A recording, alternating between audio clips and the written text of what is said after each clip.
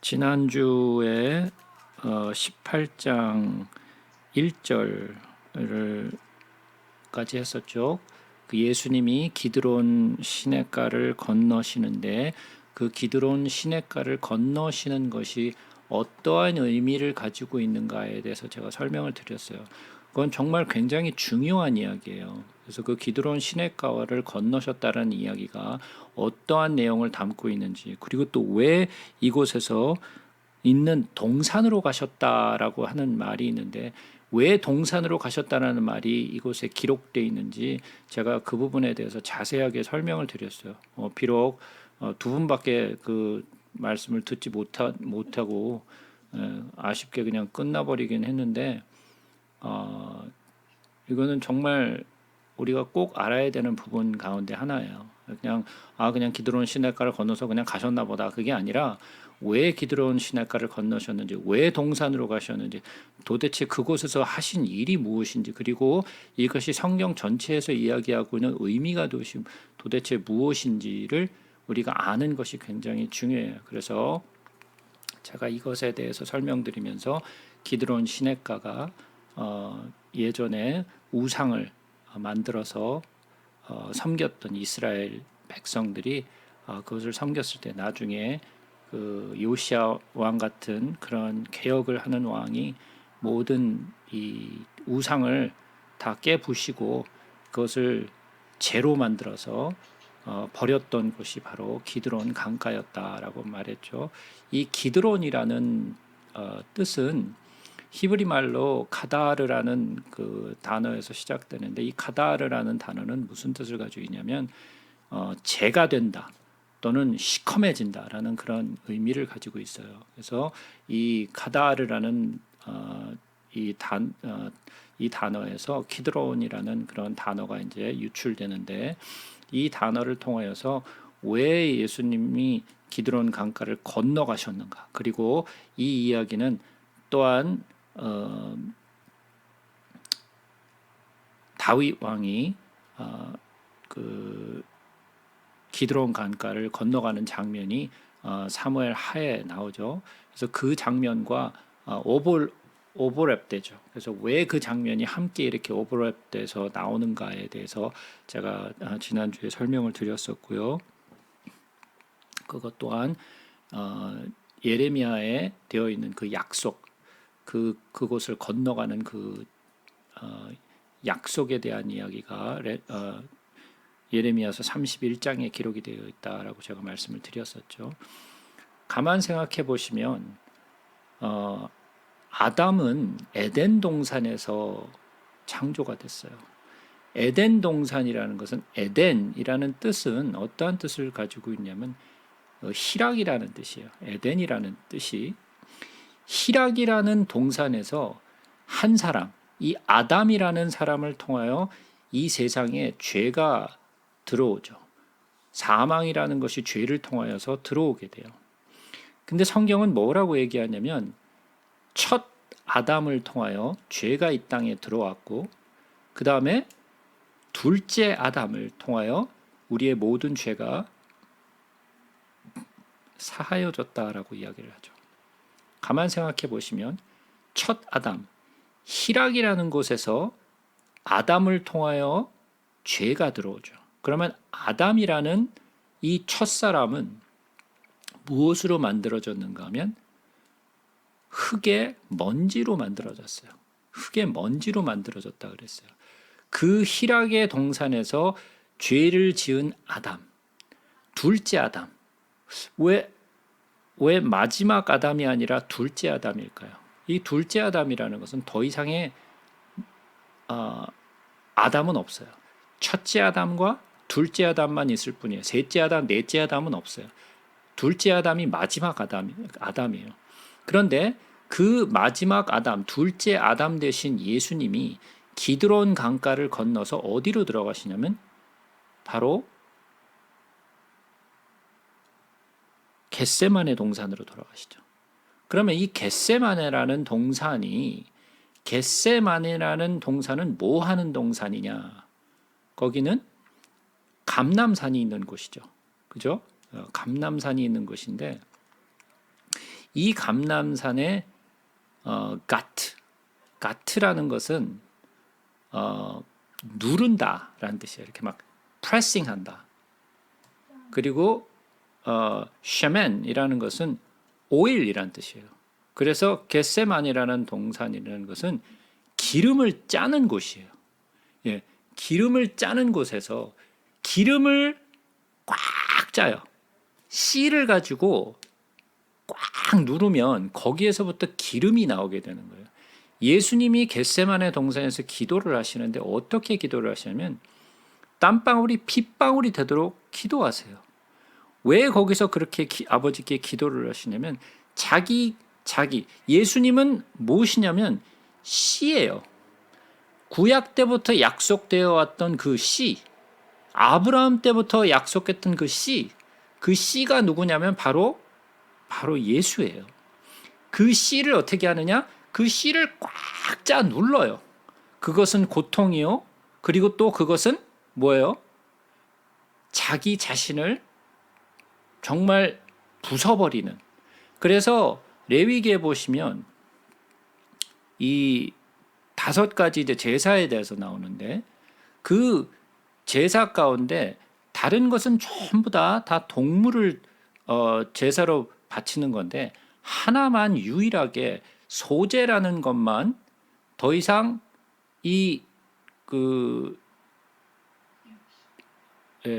동물이 아닌 어떤 곡식을 가지고 그것을 빻아요. 빻는다라는 것은 아주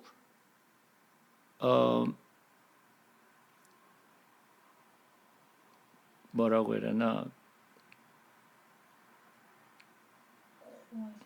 곱게 빻아줘야 되는 거예요. 그러려면 그 곡식의 알곡은 많이 빻아지기 위해서는 그 곡식이 많이 맞아야 돼요. 많이 맞아야서 그 고운 가루가 되어야만 하나님께 드려지는 소제가 될 수 있어요. 그런 것처럼 이 씨 또한 꽉 짜서 자기의 모든 것을 다 비워내요. 그 기름을 짜는 곳이 바로 겟세만의 동산이에요. 그래서 한 사람은 희락이라는 동산에서 죄악을 불러오고 그러나 겟세만의 동산, 자기를 주어 모든 것을 다 짜내어서 자기를 죽여서 인류에게 구원을 가져온 생명을 가져오신 분은 바로 예수세요. 그래서 두 개의 동산이 나오는 거예요. 에덴 동산, 희락의 동산이라는 것과 그리고 이 기름을 짜는 겟세만의 동산, 첫 아담과 둘째 아담의 어떠한 관계를 가지고 있는가, 이것을 우리가 볼 수 있어야 하는 거예요. 그래서 그 부분에 대해서 굉장히 중요하다라는 것을 제가 지난주에 자세하게 설명드렸고 오늘 또 잠깐 좀 그것을 보충 설명을 좀 드렸습니다. 계속해서 18장 2절부터 보겠습니다. 그것은 가끔 예수께서 제자들과 모이시는 곳이므로 예수를 파는 유다도 그것을 알더라.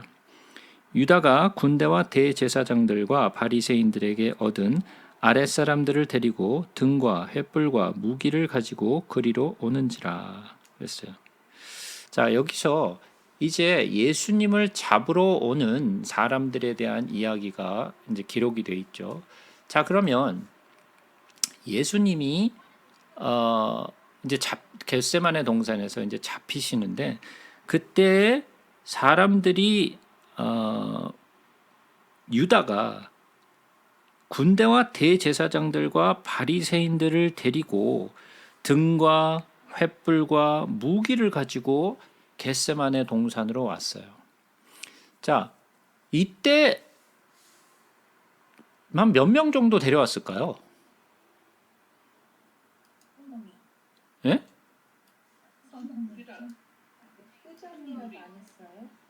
뭐라고요?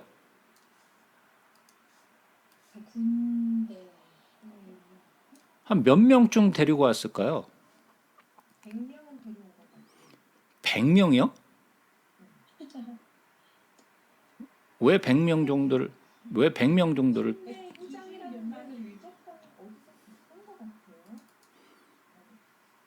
마태복음에서는 큰 무리라고 예. 그 큰 무리가 도대체 뭐냐는 거죠. 큰 무리. 한두 명 갖고 무리라고 하지 않습니까? 한 몇 명쯤 데리고 왔을까요? 몇 명쯤? 30명 정도, 30명 정도. 50명.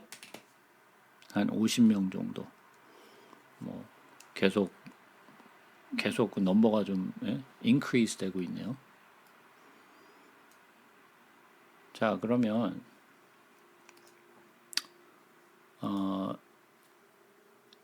여기에 내용을 좀 잠깐 좀 보도록 하자고요. 여기에서 군대와 대제사장들과 바리새인들을 데리고 왔어요. 뭐 몇 사람이 왔다라는 이야기는 여기에 뭐 기록돼 있지 않죠. 그죠? 그런데 몇 사람이 온 것에 대해서는 우리가 확실하게는 알 수 없지만 여기에 사용된 단어가 우리에게 힌트를 좀 줘요. 어떤 천부장 있는데요. 예? 천부장. 자, 여기서 천부장이라는 이야기가 어디 있어요? 12절.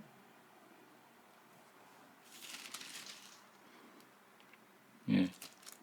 자, 여기서 무슨 단어를 사용했냐면 이 군대라는 단어가 군대라는 단어가 어떠한 특정한 그 뭐죠? 단어를 사용했는데 그 특정한 단어가 뭐냐면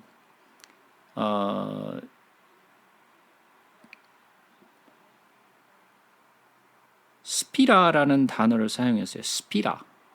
이 스피라라는 단어는 어떠한 뜻이냐면 군대라는 뜻이기도 하지만 이것이 사실은 로마 시대에 사용됐던 어떠한 군대의 그 어떤 그 형태의 모습이에요.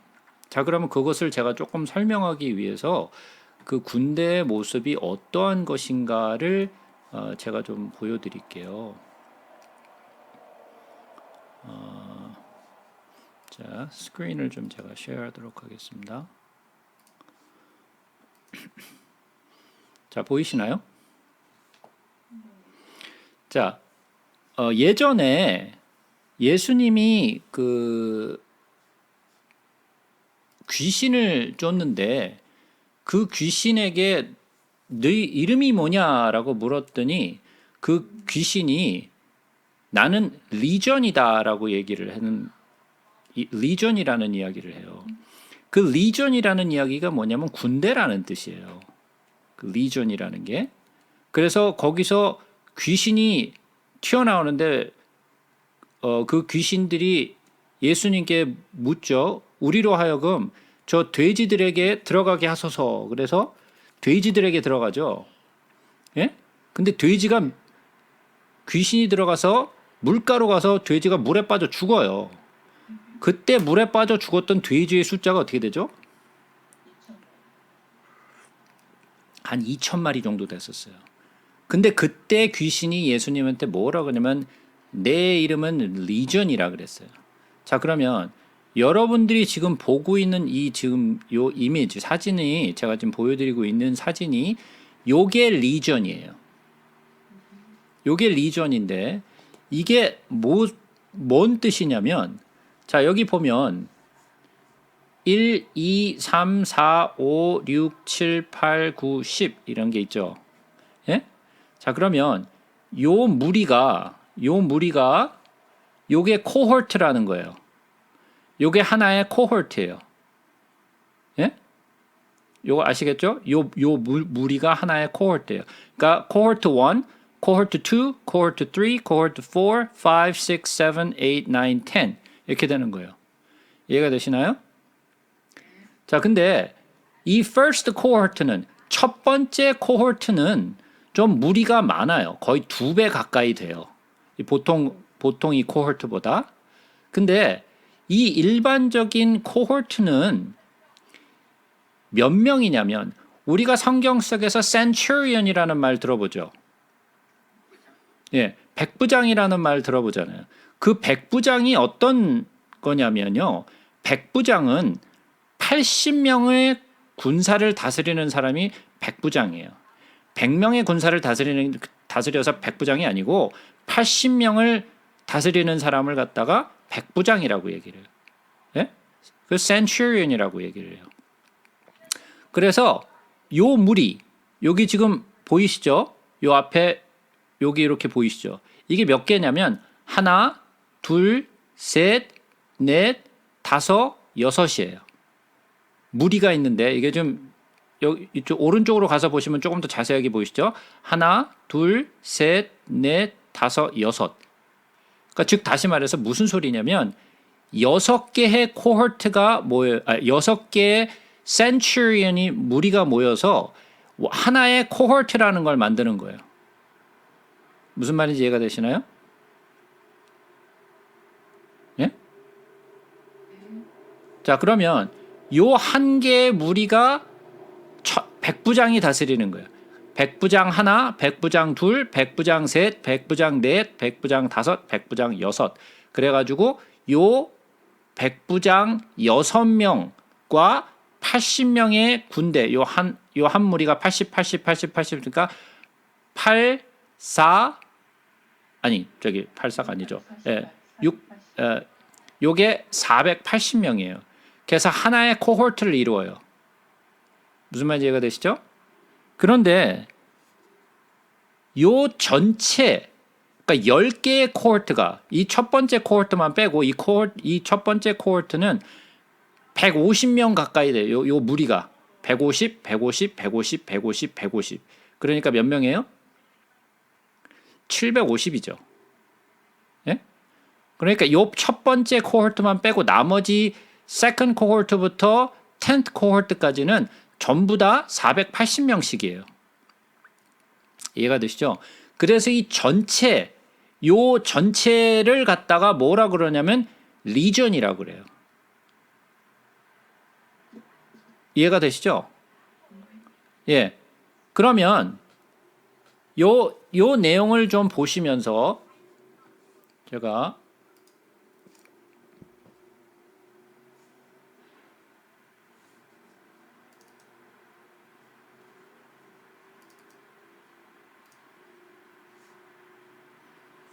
자,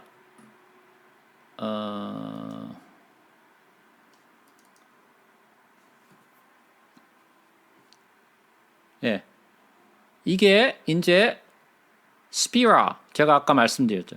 여기서 사용된 군대와 대제사장들과 바리새인들 했을 때 이 스피라라는 단어를 사용했는데 이 스피라가 뭐냐면 바로 제가 지금 좀 전에 말씀드렸던 a military cohort예요. 자, 그러면 이 military cohort는 아까 제가 말씀드렸죠. 한 480 정도 된다고 그랬어요.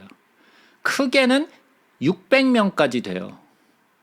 그러면 이 코호트를 데리고 왔다라고 얘기한다면 30명이겠어요? 50명이겠어요? 이해가 되세요? 몇 명 정도 왔었는지? 근데 왜 이렇게 많이 데려와요? 예, 예수님을 한 사람을 잡기 위해서 이렇게 많은 사람들을 대동하고 왔을 것이라는 거예요. 엄청나죠? 예? 우리가 생각하지 못했던, 우리는 항상 생각하는 게 한 3, 40명 정도 데려왔나 보다. 그 정도만 데려와도 엄청나게 많은 사람들 데리고 온 거죠. 한 사람 잡기 위해서. 그렇잖아요. 예? 그런데 이렇게 많은 숫자의 군대를 데리고 왔을 가능성이 크다라는 거예요. 이 단어 하나를 통해서 보았을 때. 이해가 되시죠? 예. 어떻게 보면 별로 중요한 것 같지도 않은데 왜 제가 이것을 설명드리냐면 이 대제사장들과 이 바리새인들의 무리가 도대체 얼마나 겁을 먹었길래 이렇게 많은 사람들을 대동하고 왔을까라는 거예요. 한 사람을 잡기 위해서. 그것도 그냥 온 것이 아니라 무기를 가지고 완전 무장을 하고 온 거라는 거죠. 그러니까 엄청나게 부담을 갖고 온 거예요. 그죠? 자, 그러면 보자고요. 그렇게 많은 숫자의 군대를 데리고 와서 예수께서 그 당할 일을 다 아시고 나아가 이르시되 너희가 누구를 찾느냐? 대답하되 나사렛 예수라 하거늘 이르시되 내가 그니라 하시니라. 그를 파는 유다도 그들과 함께 섰더라. 유다가 데려왔으니까 유다도 함께 서 있었겠죠. 근데 그들이 물었어요. 아니 예수님이 물으셨어요. 누구를 찾느냐? 그랬더니 나사렛 예수라 그랬어요. 그랬는데 예수께서 그들에게 내가 그니라 라고 말씀을 하세요. 내가 그니라 하실 때 그들이 물러가서 땅에 엎드려지는지라 그랬어요. 아니 지금 몇 명이 왔다고요? 수백 명이 왔잖아요. 근데 예수님이 내가 그라 그랬더니 이 사람들이 얼마나 기겁을 했는지 뒤로 물러나서 자빠져 버렸어요. 그 예수님의 한마디 내가 그니라라는 그 한마디에 그냥 날라가 그냥 자빠져 버렸어요. 어느 만큼 그 위험이 있었길래 그 많은 무리가 뒷걸음을 치면서 자빠져 버렸을까요?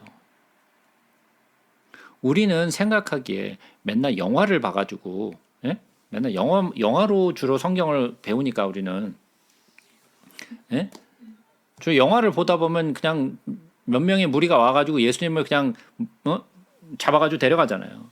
근데 이 성경 속에 기록된 것은 좀 많이 달라요. 예수님이 비록 잡혀가는 그런 위치에 있기는 했지만 그의 위험 앞에 그 온 군대들도 정말 너무 놀랬다라는 거예요.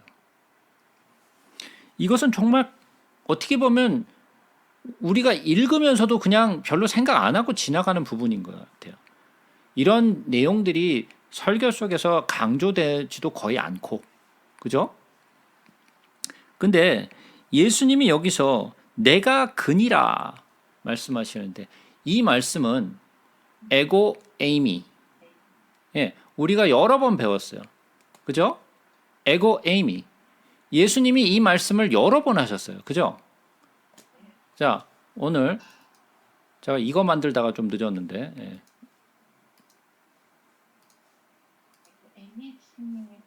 자, 이걸 좀 보자고요.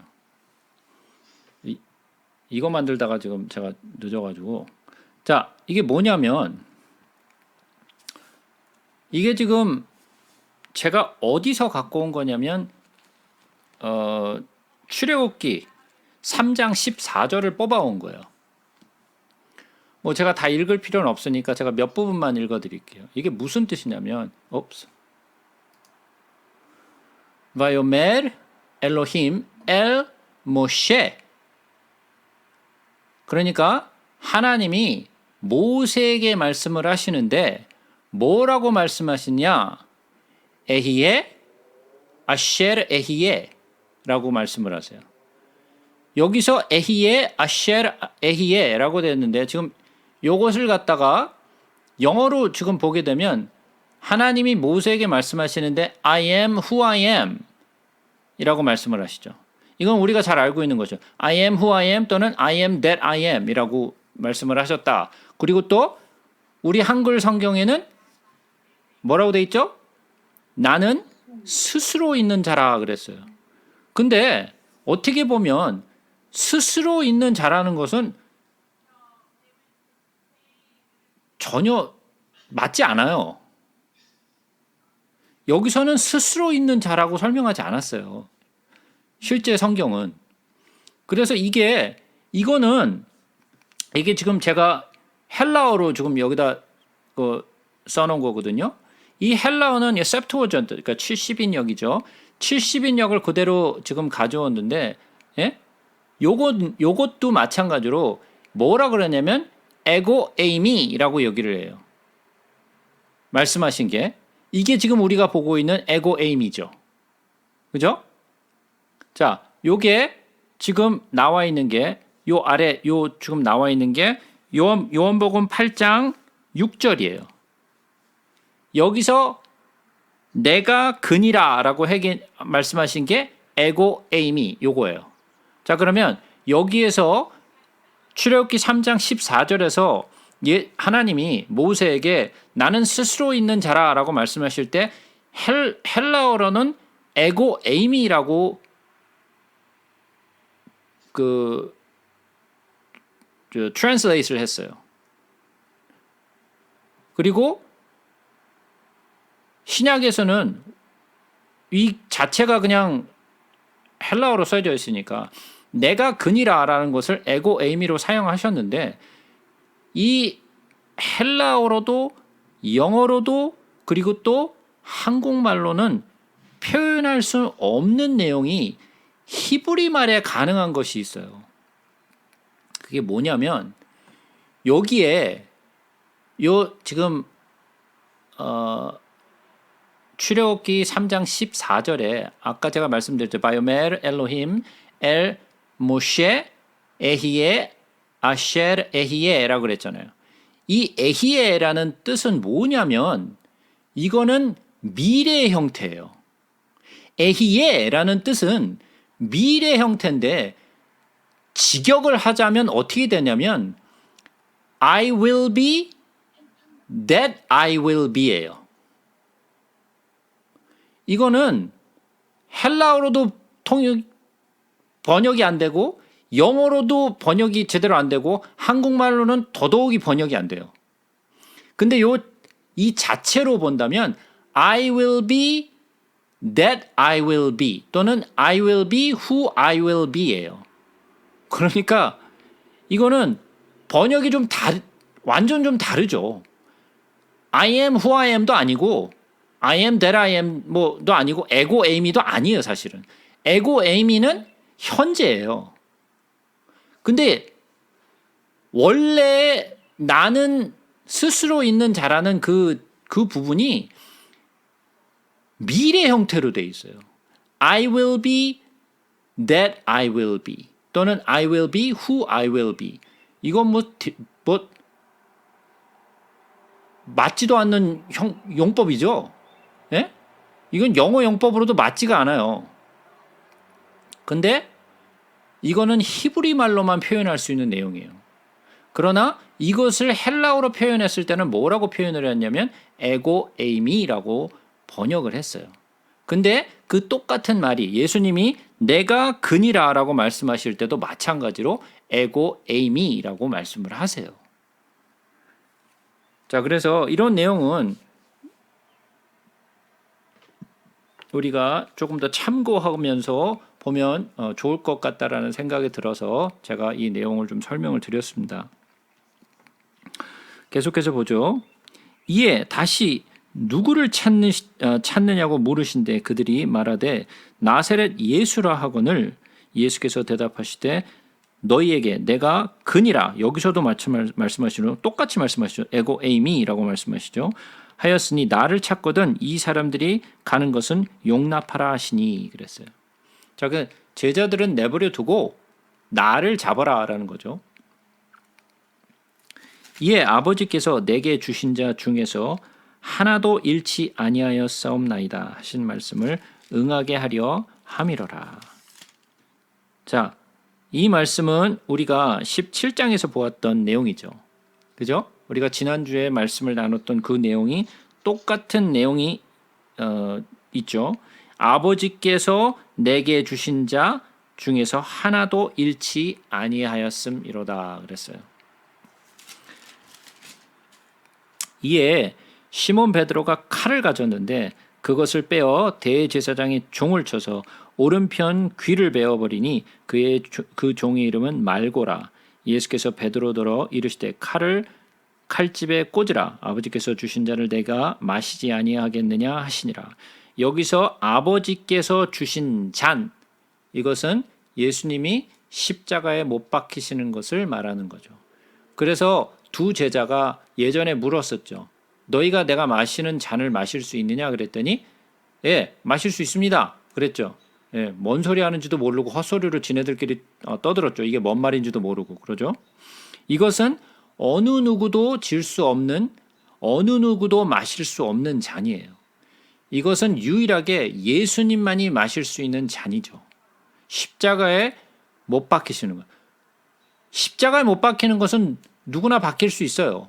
그러나 다른 사람이 박힌다면 그것은 우리에게 구원을 줄 수 없어요. 죄인이 못에 박히는 것은 우리를 구원해낼 수 없어요. 그죠? 그러니까 단순하게 십자가에 못 박히는 것이 아니라 예수님이, 죄 없으신 예수님이 십자가에 못 박히셔야만 우리의 죄를 사하실 수 있는 거죠. 그죠? 그것이 예수께서 마시신 잔이시죠. 그것은 아버지께서 주셨고 또 그것을 마신 것은 예수님이시죠. 자, 이에 군대와 천부장과 유대인의 아랫사람들이 예수를 잡아 결박하여 먼저 안나스에게로 끌고 가니 안나스는 그의 대제사장 가야바의 장인이라. 가야바는 유대인들에게 한 사람이 백성을 위하여 죽는 것이 유익하다고 권고하던 자라라. 자, 이 안나스는 그 해의 대제사장이었던 가야바의 장인이죠. 그래서 그 장인이 누구에게 보내냐면 가야바에게 보내죠. 시몬 베드로와 또 다른 제자 한 사람이 예수를 따르니 이 제자는 대제사장과 아는 사람이라. 예수와 함께 대제사장의 집 뜰에 들어가고 베드로는 문 밖에 서 있는지라. 대제사장을 아는 그 다른 제자가 나가서 문 지키는 여자에게 말하여 베드로를 데리고 들어오니 문 지키는 여종이 베드로에게 말하되 너도 이 사람의 제자 중 하나가 아니냐 하니 그가 말하되 나는 아니라 하고 그때가 추운 고로 종과 아랫사람들이 불을 피우고 서서 쬐니 베드로도 함께 서서 쬐더라. 여기서 아마 다른 제자 그 한 사람은 아마 요한인 것 같아요. 근데 요한은 그 대제사장과 아는 사이인 것 같아요. 그래서 대제사장의 집에 뭐 다른 무리 없이 혼자 들어갈 수 있었어요. 그러나 베드로는 직접 아는 사이가 아니기 때문에 거기에 들어갈 수 없어서 요한이 베드로를 데리고 들어오죠. 근데 여기서 바로 베드로가 부인하는 내용이 기록이 돼 있죠. 대제사장이 예수에게 그의 제자들과 그의 교훈에 대하여 물으니 예수께서 대답하시되 내가 드러내놓고 세상에 말하였노라. 모든 유대인들이 모이는 회당과 성전에서 항상 가르쳤고 은밀하게는 아무것도 말하지 아니하였거늘 어찌하여 내게 묻느냐. 내가 무슨 말을 하였는지 들은 자들에게 물어보라. 그들이 내가 하던 말을 아느니라. 자, 예수님은 항상 성전에서 가르치셨어요. 바리새인들도 있었고 율법사들도 있었고 서기관도 있었어요. 그래서 그들 또한 예수님의 가르침을 옆에서 같이 들었어요. 그래서 그들이 듣고 또 보고 그것 때문에 그들이 흥분하고 그것 때문에 예수님을 막 나무라고 했었죠. 그들이 모르는 바가 아니에요. 그들이 거기 없었다 할지라도 사람들이 듣는 가르침에 대해서 듣고 있었어요.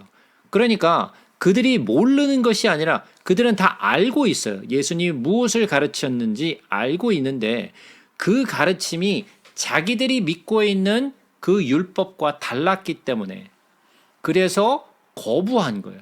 받아들이지 않은 거죠. 그래서 예수님에게 물으는 거예요. 네가 무슨 교훈을 하였느냐? 왜 물어? 자기네를 모르나? 자기네들이 아니까 예수님을 지금 못 박으려고 했던 거지. 그죠? 알면서도 모르는 척 했다라는 거예요. 그래서 예수님이 그것을 꼬집으시죠. 내가 아무도 모르게, 너희들 모르게, 너희들 듣지 않게 내가 가르쳤느냐? 그렇지 않다. 내가 성전에서 가르치고 모든 사람이 듣지 않았느냐? 직접 그 사람들한테 가서 물어보라. 그 사람들이라는 것은 그 예수님의 제자들과 더불어 무리들, 그리고 무리들 가운데 섞여 있던 바리새인들, 또 율법사들, 그리고 또 서기관들도 그 안에 섞여 있었다라는 이야기죠. 이 말씀을 하심에 곁에 섰던 아랫사람 하나가 손으로 예수를 쳐 이르되 내가 대제사장에게 이같이 대답하느냐 하니 예수께서 대답하시되 내가 말을 잘못하였으면 그 잘못한 것을 증언하라. 바른 말을 하였으면 내가 어찌 나를 치느냐 하시더라. 제가 전에 한번 어떤 그림을 보여드린 적이 있었죠. 유명한 그림이라고 그러면서 제가 보여드린 적이 있었어요. 예? 어떤 한 사람이 미우면 얌전하게 샌드위치를 먹고 있는데도 불구하고 예, 그 모습이 아주 삐뚤어지게 보인다라는 거죠. 그죠? 그냥 이유 없이 미워 그냥. 그런 때 있잖아요. 남편이 그냥 밥 잘 먹고 있는데 옆에서 보니까 그냥 막 그냥 밥 먹는 것도 그냥 밉잘스러워. 예? 왜 그런 마음이 들까요? 그냥 마음에 미움이 가득 차 있기 때문에 그래요. 실제로 그가 하는 행동이 잘못된 게 아니라 그냥 미워 그냥 아무 이유 없이 뭐 아무 이유 없이는 아니겠지만 어쨌든 그냥 자기 안에 미움이 차 있기 때문에 그 미움 때문에 그냥 모든 것이 다 싫은 거예요. 그죠? 안나스가 예수를 결박한 그대로 대제사장 가야바에게 보내니라. 시몬 베드로가 서서 불을 쬐더니 사람들이 묻되 너도 그 제자 중 하나가 아니냐? 베드로가 부인하여 이르되 나는 아니니라. 두 번째 부인을 했죠. 대제사장의 종 하나는 베드로에게 귀를 잘린 사람의 친척이라. 이르되 내가 그 사람과 함께 동산에 있는 것을 내가 보지 아니하였느냐? 왜? 베드로가 마고의 귀를 뱉잖아요. 바로 옆에서 봤는데 너 그때 내 친척구 마고의 귀 자른 사람 아니야? 예, 맞죠. 근데 베드로가 뭐라 그래요? 부인하니 곧 닭이 울더라. 근데 여기 요한복음에는 기록되어 있지 않지만 마태복음에서는 예수님을 저주하였다라고 기록을 하고 있죠. 그래서 베드로는 예수님에게 뭐라고 말을 했느냐면 제가 죽는 곳까지 따라가겠습니다 라고 얘기를 하죠. 그러나 아마 베드로는 진심이었을 거예요. 진심으로 죽음까지 따라갈 수 있을 거라고 생각했어요. 그러나 어떠한 이런 당황스러운 상황에 처하게 됐을 때 자기 입에서 나온 말은 예수를 부인하는 말이 나와요. 우리도 지금 같아서는 예수님을 안 부인할 것 같죠. 나는 안 그럴 거야. 라고 지금 우리는 단호하게 얘기할 수 있을지 모르겠지만 우리도 모르는 거예요. 어떠한 상황에 처했을 때 나도 베드로 같은 그런 행동을 할 수도 있어요. 그러나 거기에는 차이가 있어요. 무슨 차이가 있느냐? 이때 당시에는 아직은 성령이 우리 안에 오시기 전의 이야기예요. 그래서 나중에 이 사도행전을 보시게 되면 제자들이 성령을 받고 나서부터는 두려워하지 않아요. 그죠? 그러니까 성령을 받은 자의 모습은 많이 달라져요. 그러나 성령을 받지 않은 상태에서는 예수를 부인하는 것은 쉽게 할 수 있어요. 오늘은 믿을 수 있을지 모르겠지만 내일은 예수를 부인할 수 있어요. 성령이 내 안에 계시지 않으면. 그들이 예수를 가야바에게서 관정으로 끌고 가니 새벽이라 그들이 더럽힘을 받지 아니하고 유월절 잔치를 먹고자 하여 관정에 들어가지 아니하더라. 제가 이 부분에 대해서는 이전에도 몇 번씩 제가 이 내용에 대해서 설명을 드린 적이 있어요. 이거는 그야말로 블랙 코미디예요. 성경 속에 있는 블랙 코미디. 왜 블랙 코미디냐면 이거를 우리가 좀 자세하게 이렇게 읽어보지 아니하면 이게 코미디라는 것조차도 우리는 이해하지 못하고 그냥 지나가요. 자, 보세요. 이 바리새인들이 가야바에게서부터 예수님을 끌고 와서 관정으로 들어갔다 그랬어요. 관정으로 들어갔는데 이 관정은 누가 있는 곳이냐면 그때 당시에 그 예루살렘을 다스리고 있던 가버너, 즉 다시 말해서 빌라도가 있는 관정이에요. 근데 그 관정으로 끌고 가는데 새벽이라고 이야기를 했어요. 근데 그들은 더럽힘을 받지 아니하고 유월절 잔치를 먹고자 하여 관정에 들어가지 아니하더라. 예수님을 끌고 왔는데 자기네들은 안 들어가고 예수님만 거기다가 밀어 넣었다라는 거예요. 자, 예수님만을 밀어 넣었는데 자기네들은 안 들어갔어요. 자, 그러면 왜 안 들어갔다고요? 자, 그들이 관정에 들어가지 않은 이유가 여기에 기록이 되어 있는데 뭐예요? 유월절 잔치를 먹고자 하여 그랬어요. 이것이 바로 그들이 관정에 들어가지 않은 이유예요. 이것은 민수기 19장 22절에 보시면 부정한 것을 만진 사람은 유월절 잔치에 들어갈 수 없어요. 부정하게 되면 이 하나님이 주신 모세의 그 율법에 따라서 이 유월절 잔치에 들어갈 수 없어요. 유월절은 이 이스라엘 백성들에게 있어서는 굉장히 중요한 절기예요. 첫 번째 절기이기도 하고 굉장히 중요한 절기예요. 그래서 이 바리새인들이나 제사장들은 이 유월절 잔치에 참여해야 돼요. 누가 유월절 잔치에 참여하라고 말하였느냐면 하나님이 모세를 통하여서 유월절을 지키라고 율법으로 주셨어요. 그래서 그들에게 있어서는 이 하나님이 주신 모세의 율법을 지키는 것이 가장 중요했어요. 왜? 하나님이 주신 율법이니까. 그런데 우스운 것은 뭐냐면 하나님이 주신 그 율법, 유월절을 지내기 위하여, 유월절 식사를 하기 위하여 예수님을 관정에 쳐넣었더라는 거예요. 그 율법을 주신 하나님을 관정에다 쳐넣고 나는 유월절 잔치에 들어가야겠다라는 거죠. 그 유월절 잔치를 하라 하셨던 하나님을 관정 속에 쳐넣고 죽여버린 후에 우리는 유월절 잔치에 들어가겠다라는 거죠. 이게 무슨 블랙 코미디예요? 예?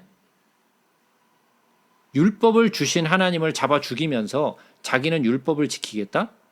이게 코미디가 아니면 무슨 뭐가 코미디예요 도대체?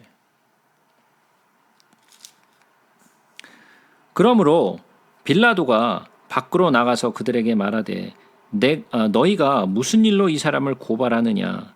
대답하여 이르되 이 사람이 행악자가 아니었더라면 우리가 당신에게 넘기지 아니하였겠나이다. 자, 드디어 예수님이 관정에 들어오셨죠. 예수님이 제일 첫 번째 간 곳은 어디였죠? 어디에 제일 먼저 끌려가셨어요? 예, 안나스에게 갔었죠. 그죠? 그리고 또 어디 갔어요? 예, 가야바에게서도 갔었죠.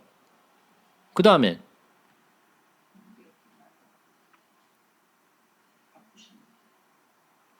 그러고 빌라도에게 가셨나요?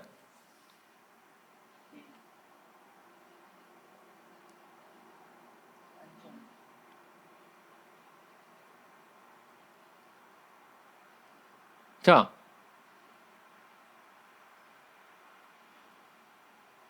빌라도에게 오기 전에 다른 데도 가셨었죠. 어디 가셨어요?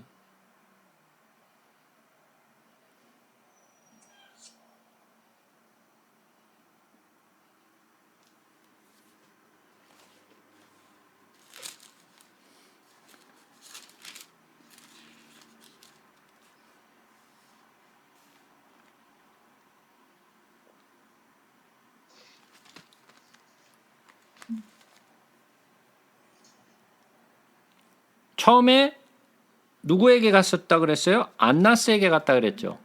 안나스에게 갔다가 안나스가 가야바에게 보내죠. 가야바에게 보내고 그 다음에 또 누구에게 보냈다고요?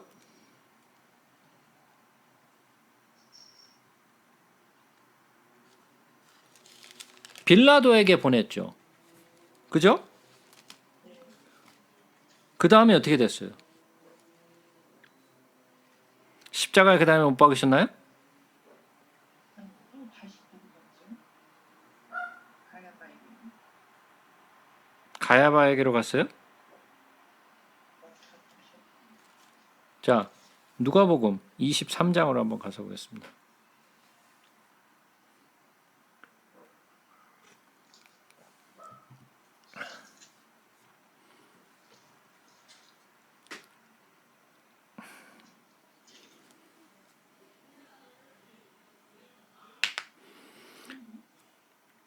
누가복음 23장에 가서 보시면 빌라도에게 갔다가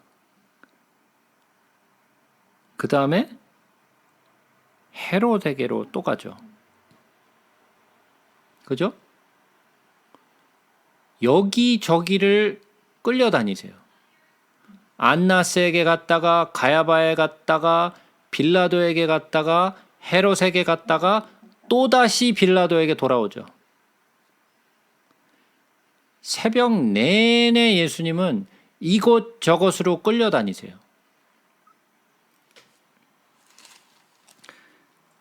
빌라도에게 관정에 들어와서 다시 요한복음으로 돌아와서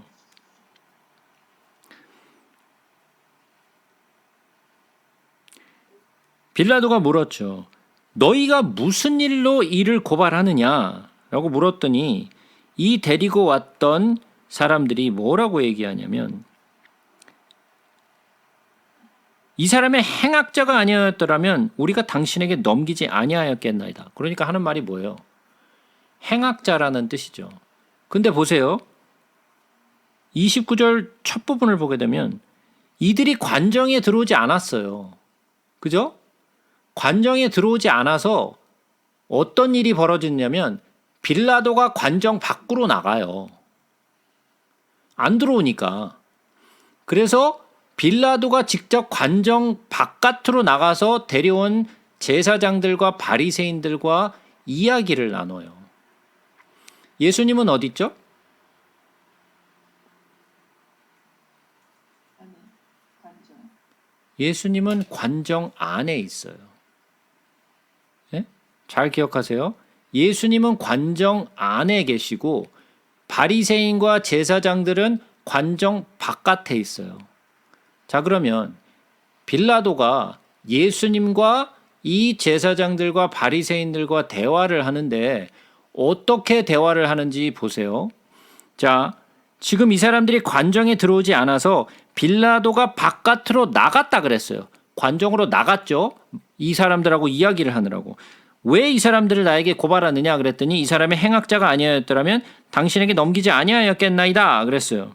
그랬더니 빌라도가 이르되 너희가 그를 데려다가 너희 법대로 재판하라. 유대인들이 이르되 우리에게는 사람을 죽이는 권한이 없나이다. 진짜? 아니, 간음하던 여자를 데려다 놓고 돌 들고 찍어버리려고 그랬던 게 누군데? 예?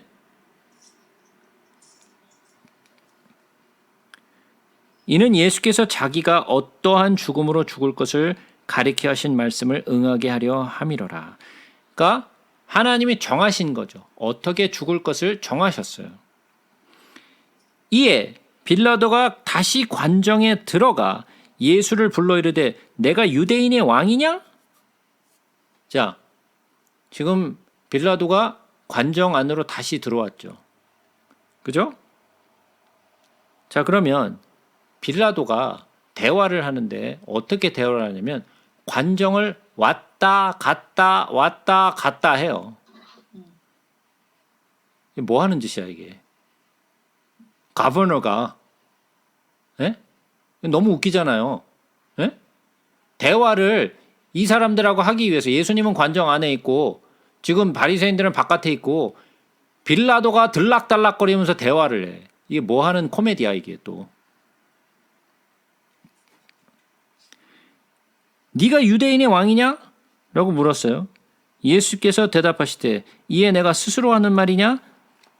다른 사람들이 나에 대해서 내가 한 말이냐? 빌라도가 대답하되 내가 유대인이냐? 내 나라 사람과 대제사장들이 너를 내게 넘겼으니 내가 무엇을 하였느냐? 예수께서 대답하시되 내 나라는 이 세상에 속한 것이 아니니라. 지금 유대인들이 또 바리새인들이 예수님을 뭐라고 고발했냐면 그가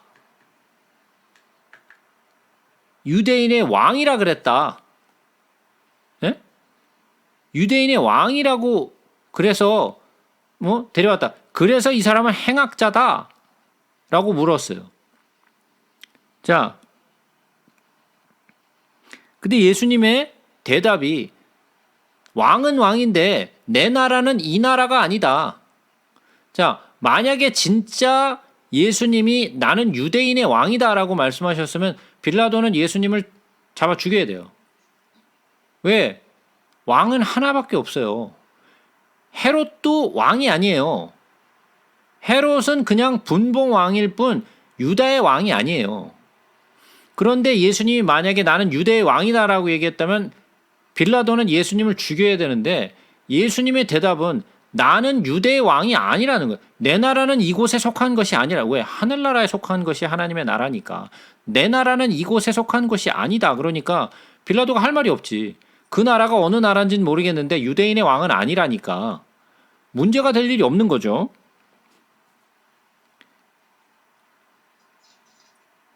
만일 내 나라가 이 세상에 속한 것이었더라면 내 종들이 싸워 나로 유대인들에게 넘겨지지 않게 하였으리라. 이제 내 나라는 여기에 속한 것이 아니니라. 물론 빌라도는 이게 뭔 말인지 제대로 몰랐어요. 그러나 빌라도가 이르되 그러면 내가 왕이 아니냐? 예수께서 대답하시되 내 말과 같이 내가 왕이니라.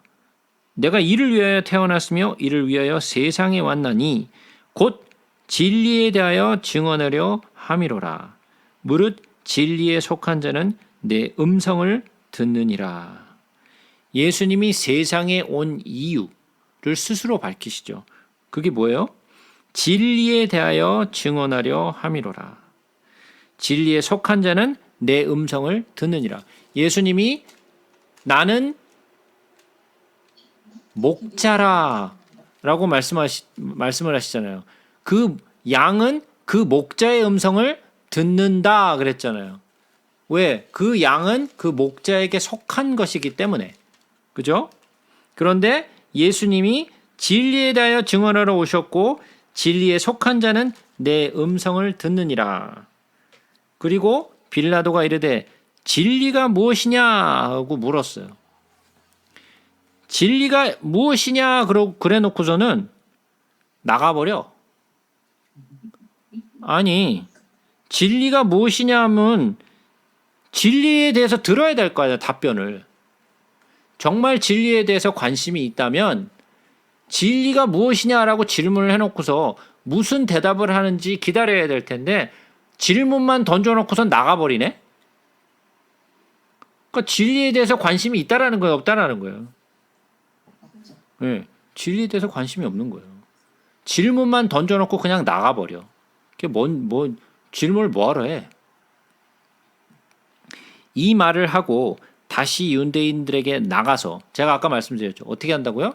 빌라도가 관정과 관정 바깥을 왔다 갔다 해요. 예, 완전 코미디죠. 그러면서 나가서 뭐라고 그러냐면 이르되 나는 그에게서 아무 죄도 찾지 못하였노라. 여기서 이 빌라도가 굉장히 두려워했어요. 예수님과 대화를 하면서 이게 아주 뭐 가버너로서 아주 당당하게 죄인 앉혀놓고 신문하듯이 얘기한 것이 아니라 이 예수님이 하신 말에 굉장히 당황했고 굉장히 두려워했어요. 그것을 어떻게 알 수 있냐면 우리 성경 속에서는 그게 기록되어 있지 않는데 제가 예전에 빌라도의 리포트에 대해서 제가 읽어보라고 제가 자료실에 올려놓은 것이 있어요. 한 번이라도 읽어보신 분 계신가요? 이것도 뭐. 읽었던 것 같아요? 네. 근데 읽기는 읽었는데 뭘 읽으셨는지는 기억이 나세요? 당연히 안 맞죠. 읽기는 읽었는데 전혀 기억이 안 나는 그런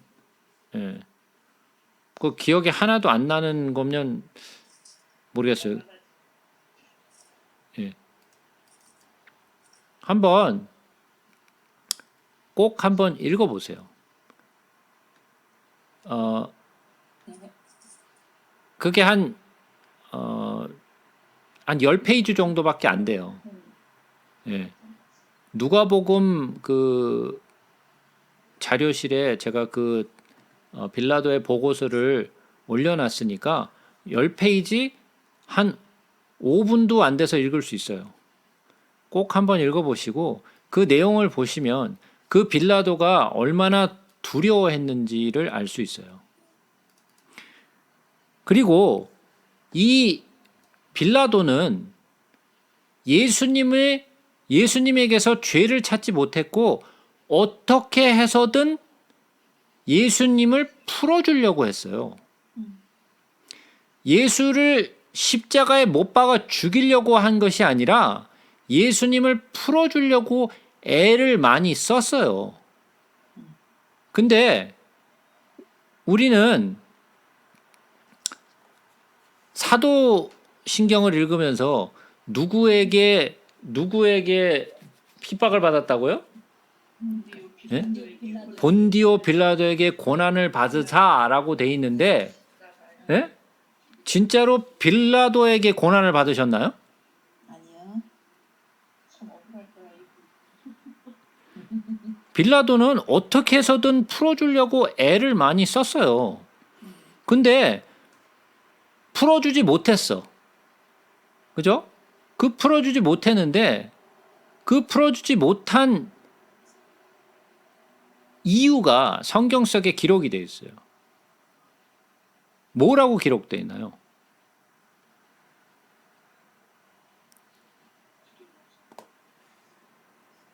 예?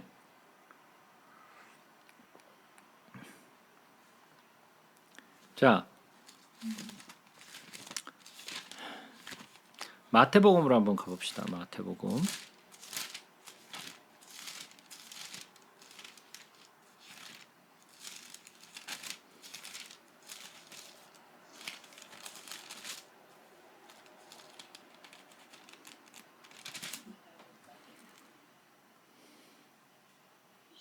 장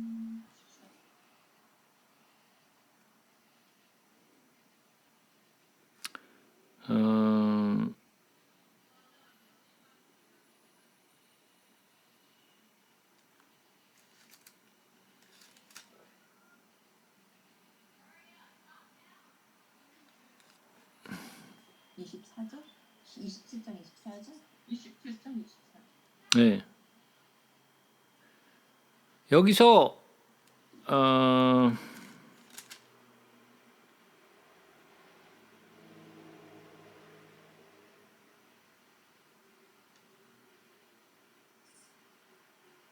24절에 보면 밀란이 나려는 것을 보고 그랬어요.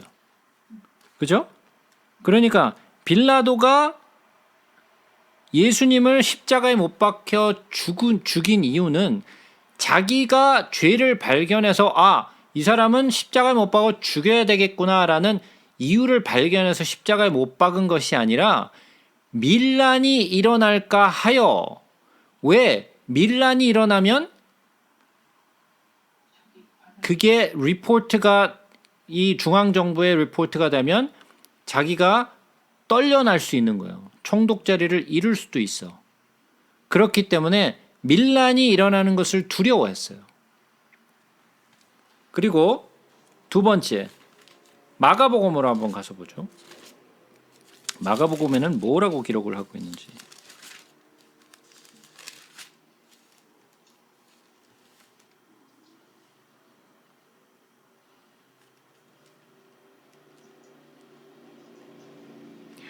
마가복음 15장 15절 보죠.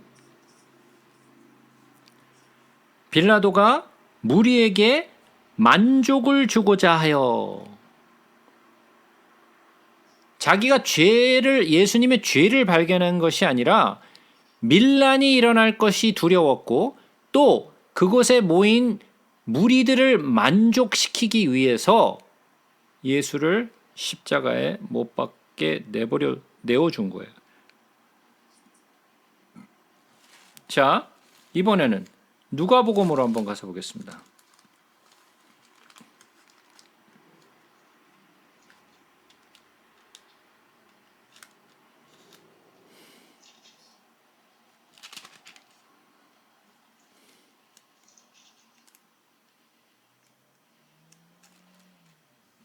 누가복음 23장입니다. 23절. 그들이 큰 소리로 재촉하여 십자가에 못 박기를 구하니 그들의 소리가 이긴지라 그랬어요. 뭐가 이겼다고요? 그들의 소리. 예, 그들의 소리가 이겼다라고 얘기했어요. 목소리가 큰 놈이 이기는 거죠. 예? 목소리가 큰 놈이 이기는 거예요. 성경적이네. 나는 한국만 그러지 않아. 예. 자, 또 요한복음에는 뭐라 그랬죠?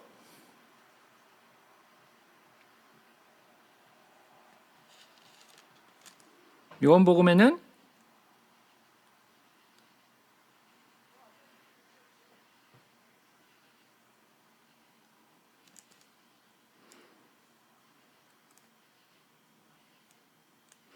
요한복음 19장 12절에 가서 보시면 뭐라 그랬죠?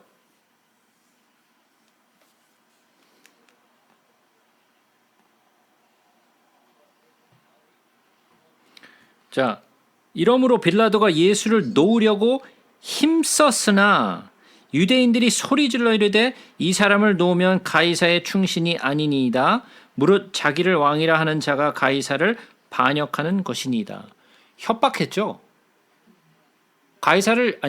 빌라도를 협박했어요. 네가 만약에 이 사람을 놓아주면 당신은 반역자야. 가이사만 우리 로마의 왕은 하나밖에 없는데 너는 그 로마의 황제를 반역한 다른 왕을 또 인정하는 그러한 반역자야. 협박을 했어요. 자, 각각 마태복음, 마가복음, 누가복음, 요한복음에는 각각 빌라도가 예수님을 십자가에 내줄 수밖에 없었던 4가지의 이유가 나와요. 그죠? 이 내용을 가만히 생각해 보면 밀란이 일어날까 하여, 두 번째, 무리를 만족시키게 하기 위하여, 세 번째, 큰 목소리에 졌다라는 거예요. 네 번째, 자기가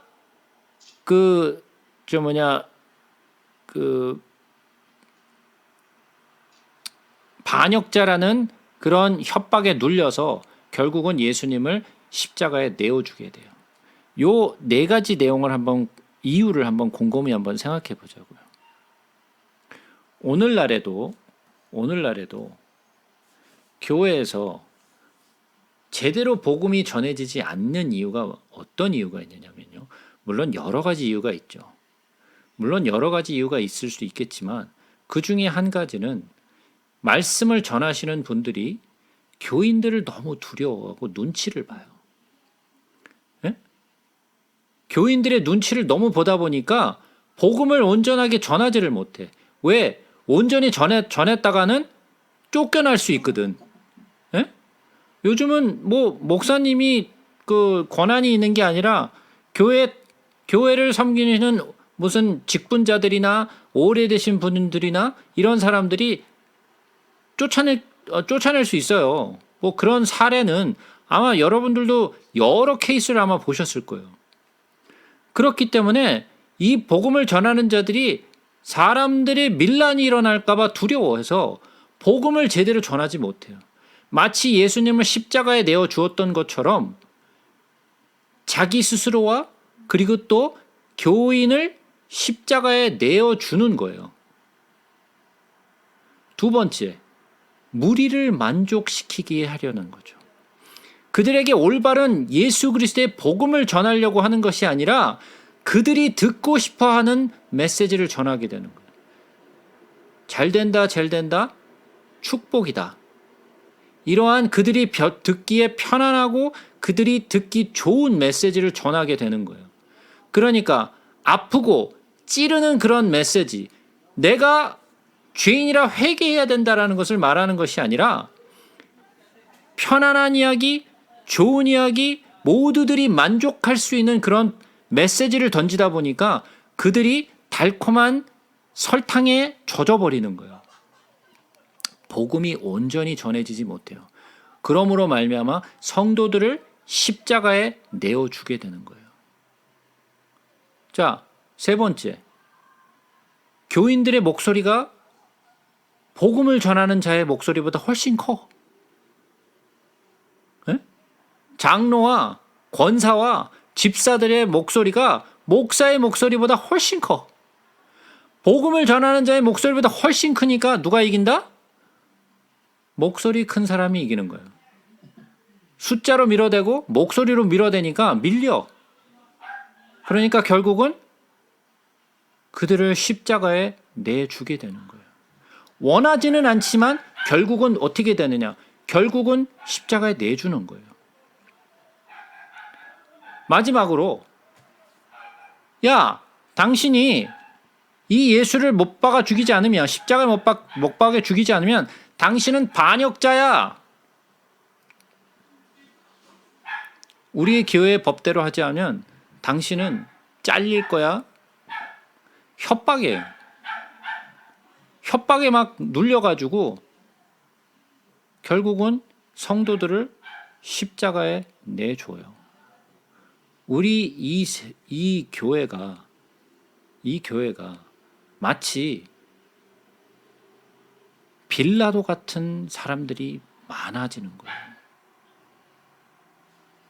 목회자들 가운데, 복음을 전하는 자들 가운데 빌라도 같은 사람들이 점점 늘어나고 있어요. 정말 복음의 메시지를 전하지 못해. 두려워서. 여러 가지 이러한 이유로. 빌라도는 예수님을 십자가에 죽일 이유를 찾지 못했어요. 그리고 어떻게 해서든 풀어주려고 애를 썼다라고 성경은 기록하고 있어요. 근데 우리는 뭐라고 줄줄줄줄 매주 외우고 있느냐면 본디오 빌라도에게 고난을 받으사 십자가에 못 박혀 죽으시고, 예? 아니 다시 한번 생각해 보자고요. 여러분들, 진짜 빌라도가 고난을 준 사람이에요? 아니면 바리새인들과 유대인들이 예수님을 고난받게 한 자들인가요?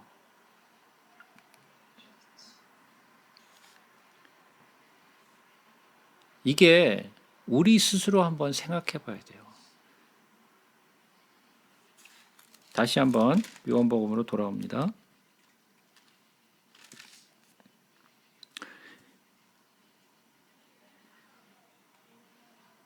아까 제가 말씀드렸죠.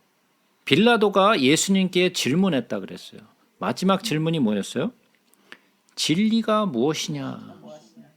라고 질문을 했다 그랬죠. 근데 진리가 무엇이냐라고 말해놓고서는 나가버렸다라고 그랬잖아요. 그러니까 빌라도는 진리를 정말 알고자 했던 사람이 아니라는 거예요. 자, 그럼 제가 아까 말씀드렸죠. 지금 이 시대에 복음을 전하는 자들이 진리에 대해서 정말 고민하고 진리를 정말 알고자 하느냐. 진리에 관한 질문을 던져놓고서는 아니면 밖으로 나가는 자들은 아닌가. 그러면 그들은 정말 진리에 관심이 있는 자들인가? 아닐 수도 있다라는 거예요. 비참한 일이죠. 그래서 이 시대에도 빌라도는 아직도 살아있어요. 여러분들은 빌라도인가요? 저는 빌라도인가요? 우리 스스로 물어봐야 하는 질문이에요. 이 말을 하고 다시 유대인들에게 나가서 이르되 나는 그에게서 아무 죄도 찾지 못하였노라. 6월절이면 내가 너희에게 한 사람을 놓아 주는 전례가 있으니 그러면 너희는 내가 유대인의 왕을 너희에게 놓아주기를 원하느냐? 하니 그들이 또 소리질러 이르되 이 사람이 아니라 바라바라 하니 바라바는 강도였더라. 자, 제가 왜 바라바는 살아야 되고 왜 예수님이 십자가에 못 박히셔야 하는지는 제가 여러 번 설명을 드렸어요. 그것에 대해서는 제가 더 이상 설명하지 않을게요. 이에 빌라도가 예수를 데려다가 채찍질 하더라. 군인들이 가시나무로 관을 엮어 그의 머리에 씌우고 자색 옷을 입히고 앞에 가서 이르되 유대인의 왕이여 평안할지어다 하며 손으로 때리더라. 빌라도가 다시 밖에 나가 말하되 보라 이 사람을 데리고 너희에게 나오니 이는 내가 그에게서 아무 죄도 찾지 못한 것을 너희로 알게 하려 함이로라 하더라. 자, 빌라도가 다시 밖으로 나가서 밖으로 나가서 또 얘기해요. 들락달락 하죠. 지금 이 일은 언제 다 일어난 거예요? 새벽이죠. 새벽이에요. 자, 19장 14절에 보시면 이날은 6월절의 준비일이요 때는 제6시라 빌라도가 유대인들에게 이르되 보라 너희 왕이로다 그랬어요.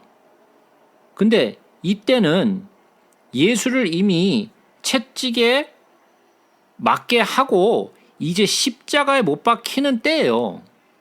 그죠? 근데 이 신문하던 때가 몇 시라고 얘기하면 제6시라 그랬어요.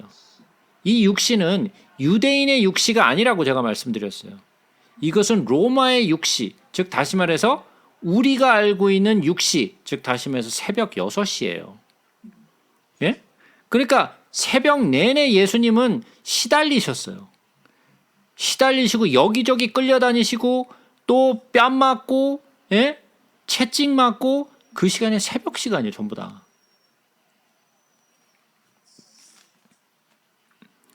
자, 그러면 우리가 항상 영화에서 보았던 거는 어땠어요? 한참 대낮이죠?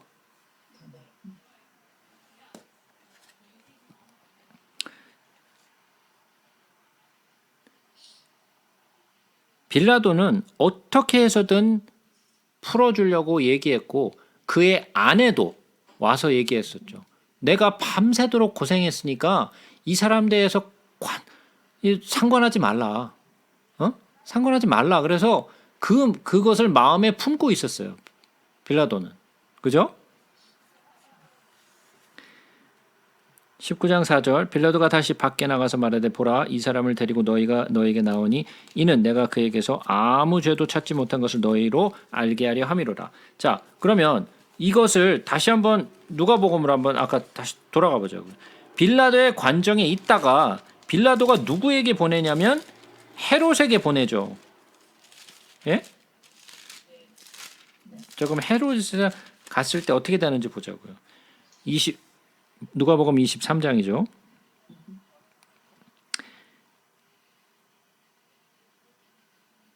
23장 6절부터 봅니다. 빌라도가 듣고 그가 갈릴리 사람이냐 물어 헤롯의 관할에 속한 줄을 알고 헤롯에게 보내니 그때 헤롯이 예루살렘에 있더라. 헤롯이 예수를 보고 매우 기뻐하니 이는 그의 소문을 들었으므로 보고자 한지 오래였고 또한 무엇이냐 이적 행함을 볼까 바랐던 연고로라. 여러 말로 물으나 아무 말도 대답하지 아니하시니 대제사장들과 서기관들이 서서 힘써 고발하더라. 헤롯이 그 군인들과 함께 예수를 업신여기며 희롱하고 빛난 옷을 입혀 빌라도에게 도로 보내니 헤롯과 빌라도가 전에는 원수였으나 당일에는 서로 친구가 되니라. 여기서도 헤롯은 예수님이 십자가에 못 박힐 죄를 찾지 못했어요.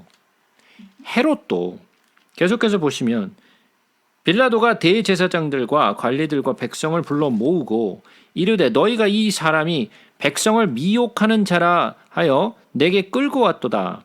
보라, 내가 너희 앞에서 신분하였을 때 너희가 고발하는 일에 대하여 이 사람에게서 죄를 찾지 못하였고 헤롯이 또한 그렇게 하여 그를 우리에게 도로 보내었도다. 보라, 그가 행한 일에는 죽일 일이 없느니라. 자, 그러니까 빌라도도 헤롯도 둘 다 예수님을 십자가에 못 박아 죽일 이유를 찾지 못했어요. 그러나 십자가에 못 박혀 죽이고자 한 것은 누구였어요? 바리새인들이요, 제사장들이요, 그리고 또 이러한 율법자들이었어요. 자, 이 예수를 못 박아 죽이고자 한 사람들의 특징이 뭐예요?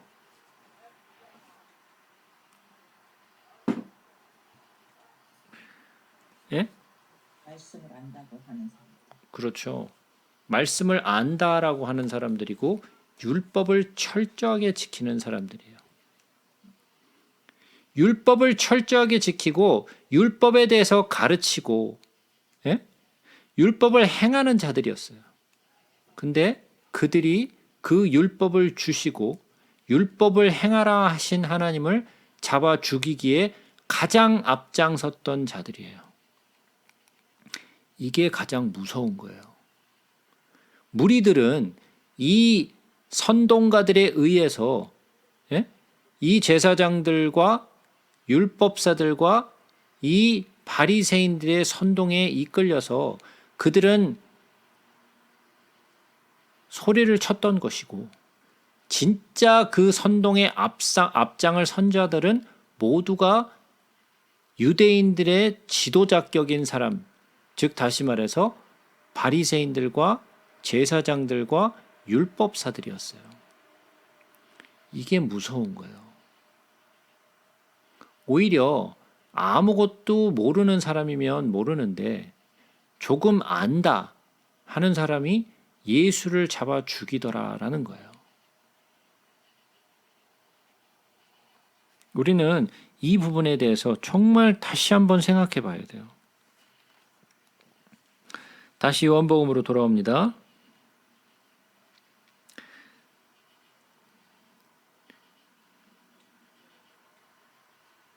5절 봅니다. 이에 예수께서 가시관을 쓰고 자색 옷을 입고 나오시니 빌라도가 그들에게 말하되 보라 이 사람이로다 하매 대제사장들과 아랫사람들이 예수를 보고 소리질러 이르되 십자가에 못 박으소서 하는지라. 빌라도가 이르되 너희가 친히 데려다가 십자가에 못 박으라. 나는 그에게서 죄를 찾지 못하였노라. 유대인들이 대답하되 우리에게 법이 있으니 그 법대로 하면 그가 당연히 죽을 것은 그가 자기를 하나님의 아들이라 함이니이다. 그들이 죽이고자 했던 진짜 이유가 바로 요거였죠. 예수님이 스스로 하나님의 아들이라고 했다고 해서 잡아 죽이고자 했던 그것이 미움의 근본이었어요. 빌라도가 이 말을 듣고 더욱 두려워하여. 자, 제가 아까 말씀드렸죠. 빌라도가 두려워했다라고 제가 말씀을 드렸어요. 그죠? 예수님과 대화할 때도 두려워했고 여기에서도 두려워하는 것을 볼 수 있어요. 하나님의 아들이라고 얘기했는데 이 진짜 하나님의 아들 아니냐. 오히려 빌라도는 이분이 하나님의 아들일 거라는 생각을 더 많이 했어요. 자기 아내로부터 그리고 또 예수님과의 대화를 통해서 이 사람은 진짜 하나님의 아들일 수 있다라는 생각을 했어요. 그러나 바리새인들과 제사장들은 그런 생각을 조금도 하지 못했어요. 다시 관정에 들어가서 열심히 들락달락 하시죠. 우리 빌라도 형님. 빌라도가 이 말을 듣고 다시 관정에 들어가서 예수께 말하되 너는 어디서부터냐 하되 예수께서 대답하여 주지 아니하시는지라. 빌라도가 이르되 내게 말하지 아니하느냐 내가 너를 놓을 권한도 있고 십자가에 못 박을 권한도 있는 줄을 알지 못하느냐. 예수께서 대답하시되 위에서 주지 아니하셨더라면 나를 해할 권한이 없으리니 그러므로 나를 내게 넘겨준 자의 죄는 더 크다 하시니라. 자, 여기서 예수님이 말씀하실 때 빌라도 너는 죄가 없다라고 말하지 않으셨어요. 죄가 없다라고 말하지 않았어요. 그러면 빌라도 너도 죄가 있다라는 거예요. 나를 십자가에 못 박게 하는 너의 뭐라고 해야 되나? 단어가 생각이 안 나네.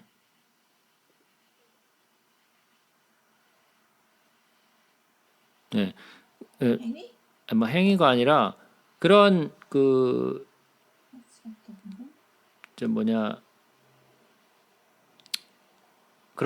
그런 행동들, 단어가 좀 생각이 안 나는데 그런 행동들을 하는 너도 죄가 있다라는 거예요. 그러나 너보다는 누가 더 죄가 많다라는 거예요. 나를 내게 넘겨준 자의 죄가 더 크다.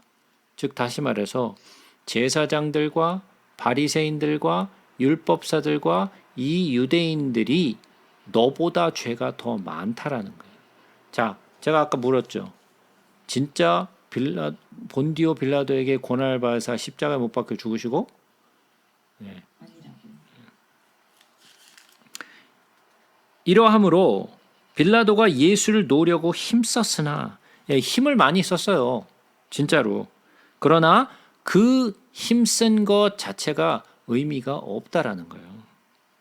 왜? 결국은 예수를 십자가에 못 박도록 내어주었기 때문에. 유대인들이 소리질러 이르되 이 사람을 놓으면 가이사의 충신이 아니니이다. 무릇 자기를 왕이라 하는 자는 가이사를 반역하는 것이니이다. 빌라도가 이 말을 듣고 예수를 끌고 나가서 돌을 깐 뜰 히브리 말로 가바다에 있는 재판석에 앉아 있더라. 이날은 6월절의 준비일이요 때는 제6시라. 빌라도가 유대인들에게 이르되 보라 너희 왕이로다. 그들이 소리 지르되 없이하소서 없이하소서 그를 십자가에 못 박게 하소서. 빌라도가 이르되 내가 너희 왕을 십자가에 못 박으랴? 대제사장들이 대답하되 가이사 외에는 우리에게 왕이 없나이다 하니 이에 예수를 십자가에 못 박도록 그들에게 넘겨 주니라. 여기서 참 가슴 아픈 일이죠. 결국은 이 빌라도의 어떻게 보면 아니란 생각으로 예수님을 결국은 십자가에 내어주죠. 죄가 없다라는 것을 알고 있고 또 놓아주려고 했지만 결국은 예수님을 십자가에 못 박도록 그들에게 넘겨주는 그런 모습을 보여주죠. 그들이 예수를 맡음에 예수께서 자기의 십자가를 지시고 해골 히브리 말로 골고다라 하는 곳에 나가시니 그들이 거기서 예수를 십자가에 못 박을새 다른 두 사람도 그와 함께 좌우편에 못 박으니 예수는 그 가운데 있더라. 빌라도가 패를 써서 십자가 위에 붙이니 나사렛 예수 유대인의 왕이라 기록되었더라. 예수께서 못 박히신 곳이 성에서 가까운 고로 많은 유대인이 이 패를 읽는데 히브리와 로마와 헬라말로 기록되었더라. 유대인이 대제사장들이 빌라도에게 이르되 유대인의 왕이라 쓰지 말고 자칭 유대인의 왕이라 쓰라 하니 빌라도가 대답하되 내가 쓸 것을 썼다 하니라. 군인들이 예수를 십자가에 못 박고 그의 옷을 취하여 네 기세에 나눠 각각 한 기세 얻고 속옷도 취하니 이 속옷은 허지 아니하고 위에서부터 통으로 짠 것이라. 군인들이 서로 말하되 이것을 찢지 말고 누가 얻나 제비 뽑자 하니 이는 성경에 그들이 내 옷을 나누고 내 옷을 제비 뽑나이다 한 것을 응하게 하려 함이러라. 군인들이 이런 일을 하고 예수의 십자가 곁에는 그 어머니와 이모와 글로바의 아내 마리아와 막달라 마리아가 섰는지라. 자, 이 내용은 시편 22편의 내용이죠. 제가 시편 22편의 내용은 예수 그리스도가 십자가에서 못 박혀 죽으시는 내용을 그대로 기록하고 있다라고 제가 말씀을 드렸어요. 그죠? 그 내용을 그대로 반복하시죠. 그리고 예수님이 십자가에 못 박히는 그 자리에 많은 여인들이 있어요. 많은 여인들이 있는데 둘러보면 다 마리아야. 네, 다 마리아. 왜? 그 어머니 마리아잖아요. 근데 여기에 처음으로 이모가 나와. 예수님의 이모는 처음으로 등장해요. 어디에도 안 나와. 이 이모의 이름이 뭔지, 예? 이 이모가 누군지에 대해서 아무런 설명이 없는데, 예, 이 이모가 어쩌면 살로메가 아닌가, 예? 또는 그 세베대의 아들 모친이 아닌가 싶어요. 뭐 정확하게 알 수는 없지만 이모가 누군지는 정확하게는 알 수 없지만 이 이모라는 단어가 여기 처음 등장하고 글로바의 아내 마리아, 막달라 마리아. 참 남자들은 다 어디 가고, 예? 다 왜 여자들만 있는 건지, 예? 참 답답하죠.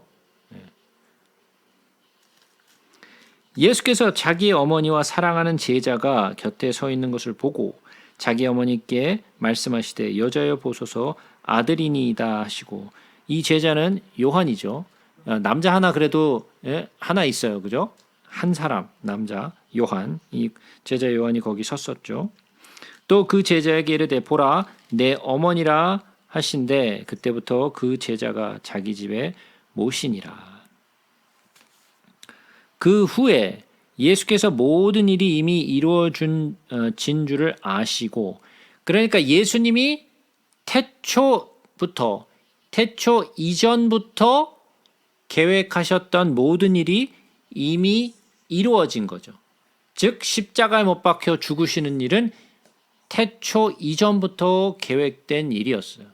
그래서 아담과 그 여자가 에덴 동산에서 범죄하였을 때 하나님이 아담과 또 여인에게 여자와 대화를 하시면서 말씀하셨던 것이 뭐였어요? 네? 창세기에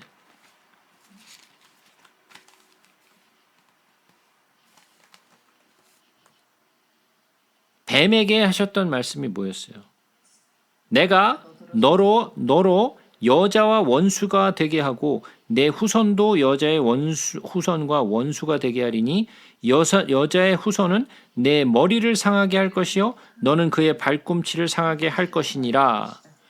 이 일이 드디어 성취가 된 거죠. 예? 그 일이 계획됐던 그 일이 이제 와서야 성취가 된 거예요. 그래서 모든 일이 십자가에서 이루어졌어요. 하나님이 계획하셨던 모든 일이 십자가에서 이루어지고 성경을 응하게 하려 하사 이르시되 내가 목마르다 하시니. 왜 목마르세요?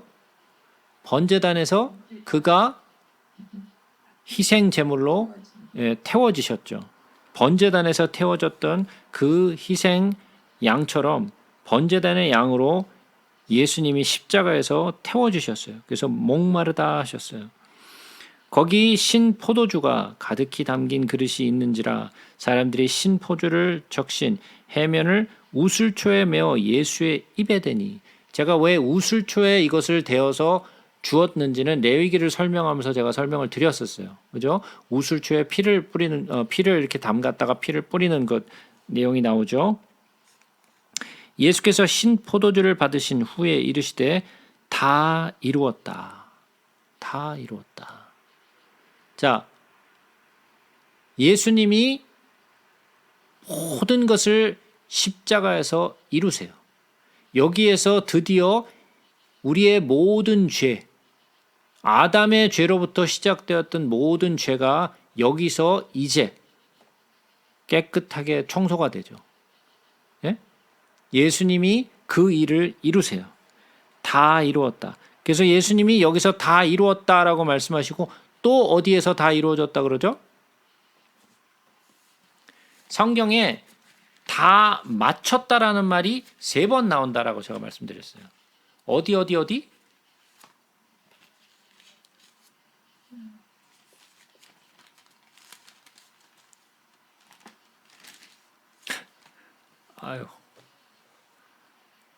아이고 아파 죽겠는데 정말. 첫 번째는 창조를 마치시고 뭐라 그러셨죠? 모든 일을 마치셨다 그랬죠. 예? 모든 일을 마치시고 그날에 안식하셨다 그랬어요. 하나님이 창조를 마치신 후에 모든 것을 마쳤다라고 말씀을 하시고, 두 번째는 십자가 위에서 다 이루었다라고 말씀하시죠. 마지막은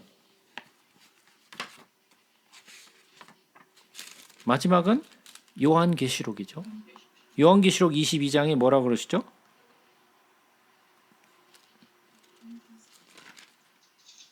아니 21장이죠.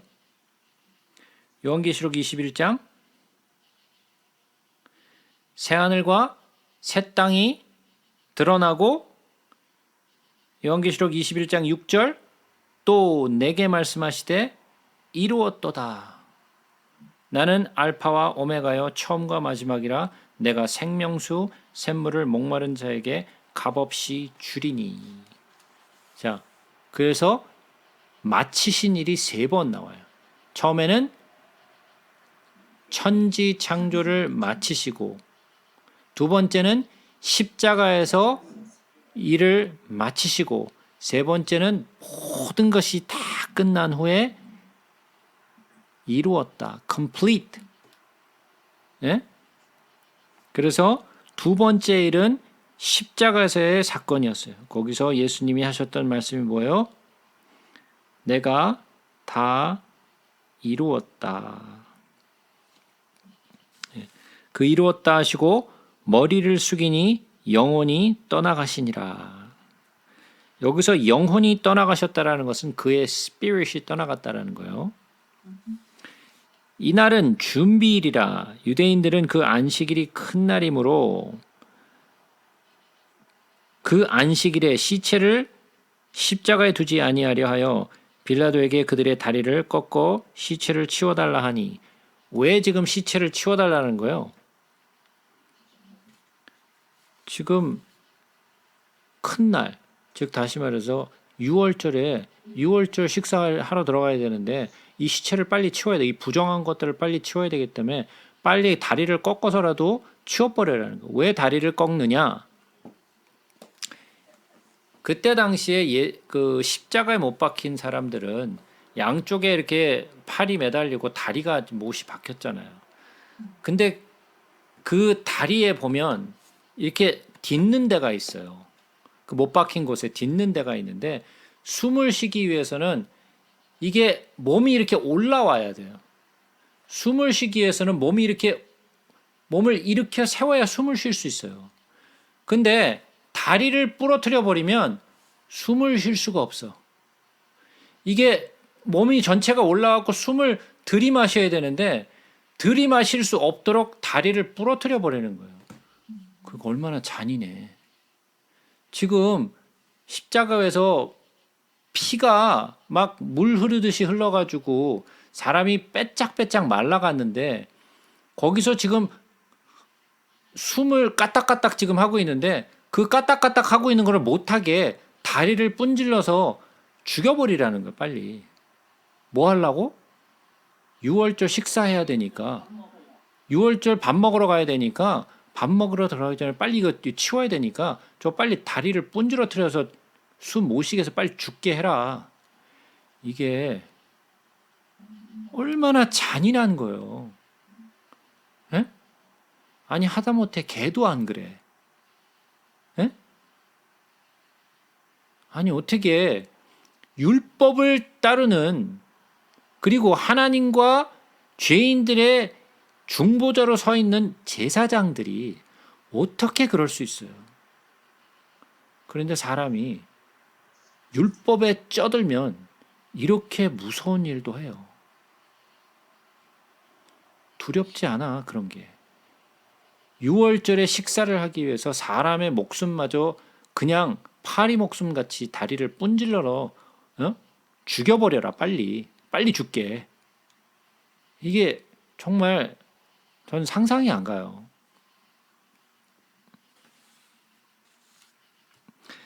군인들이 가서 예수와 함께 못 박힌 첫째 사람과 또 다른 사람의 다리를 꺾어서 죽여버리죠. 예수께 이르러서는 이미 죽으신 것을 보고 다리를 꺾지 아니하고. 왜? 예수님이 이미 숨지셨죠. 그래서 다리를 꺾지 아니하죠. 그것은 뭐예요? 성경을 응하게 하기 위함이죠. 그의 뼈를 꺾지 못하게 한 것은 그중 한 군인이 창으로 옆구리를 찌르니 곧 피와 물이 나오더라. 이를 본 자가 증언하였으니 그 증언이 참이라. 그가 자기의 말을 하는 것이 참인 줄 알고 너희로 믿게 하려 함이니라. 이 일이 일어난 것은 그 뼈가 하나도 꺾이지 아니하리라 한 성경을 응하게 하려 함이라. 또 다른 성경에 그들이 그 찌른 자를 보리라 하였느니라. 그들이 그 찌른 자를 보리라. 그 찌른 자가 누구예요? 예? 그 찌른 자가 누구예요? 누가 찔렀어요? 로마 군병? 로마 군병이 지금 찔렀잖아요. 예? 그래서 물과 피가 나왔다 그랬잖아요. 그러면 다른 성경에 그들이 그 찌른 자를 보리라 하셨느니라 그러면 이 찔렀던 이 로마 군사가 보겠다라는 거예요? 예? 뭔 말이에요 이게? 읽기는 읽는데 뭔 말인지는 몰라. 뭔 소리야 이게 도대체? 이게 어디에 나와요? 스가랴 12장 10절대라고 써있네요. 예. 자, 요한계시록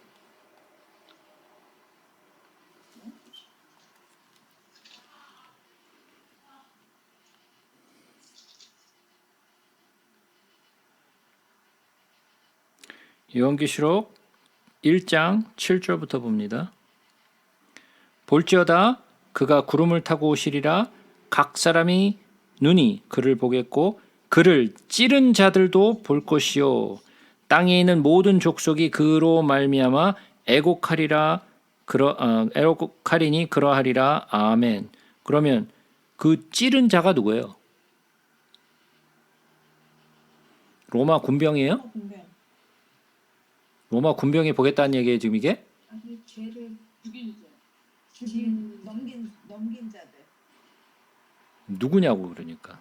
우리 죄를 지은 자, 우리 죄 때문에 죽으셨잖아요.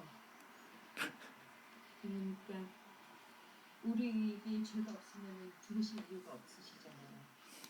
그러니까 우리가 찌른 자가 되는 거예요. 그 찌른 자는 유대인들이죠.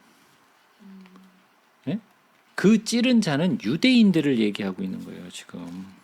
예? 우리가 아니고. 예?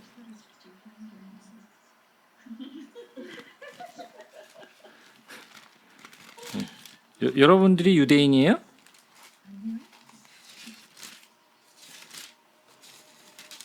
그래서 아까 말씀하셨던 그 스가랴에는 뭐라고 돼 있어요? 스가랴 12장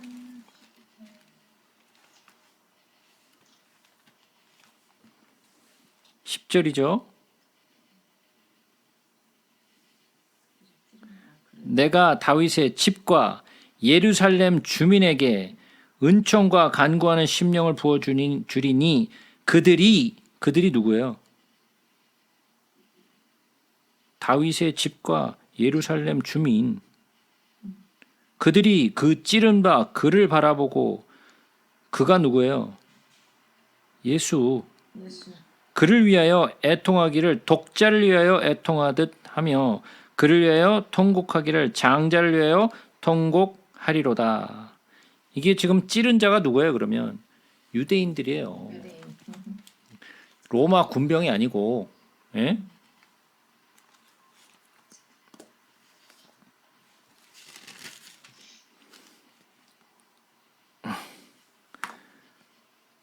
다시 요한복음으로 돌아와서 아리마대 사람 요셉은 예수의 제자이나 유대인이 두려워 그것을 숨기더니 이 일 후에 빌라도에게 예수의 시체를 가져가기를 구하매 빌라도가 허락하는지라.